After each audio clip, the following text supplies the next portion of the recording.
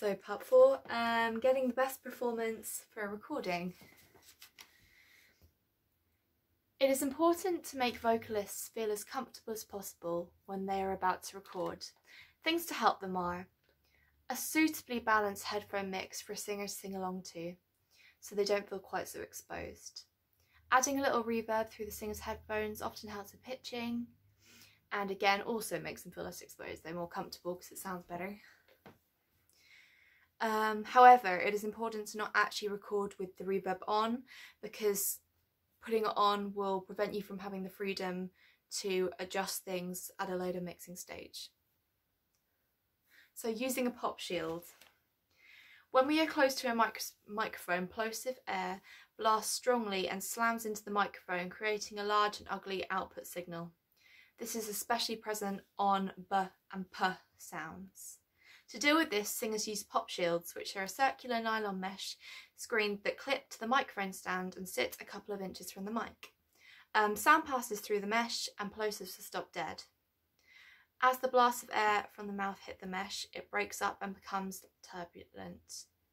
The shield makes the blast of air move in different directions, preventing the large and ugly output signal. So I've got my mic here, and obviously this doesn't have a pop shield on, and as you can hear me talking, there's like pa kind of sounds.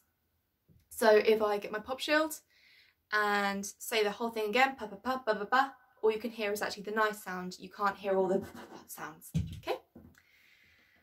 So, vocal microphone technique when recording. Microphone technique is a huge factor to the outcome of a recording. Firstly, controlling volume and distance. A good singer will move closer to the mic as they get softer and will pull further away as they get louder. By moving close to the mic during softer, more delicate passages, they can add a beautiful sense of intimacy. So, for example, if I was to sing anything, I wouldn't want to be really close to the mic doing that. Sounds horrible. And then in the same way that if I was singing something quiet, I'm singing quietly, sounds better than I'm singing quietly. So yeah, kind of obvious stuff really.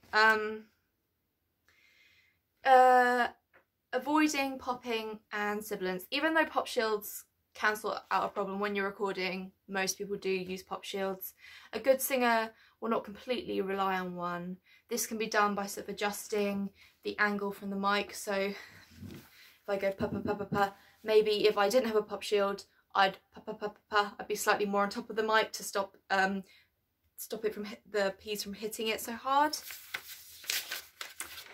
And finally, breathing. Even though breath sounds can be edited out later, good microphone breathing techniques are worth learning, because when you perform live, you know, loud breaths are still audible.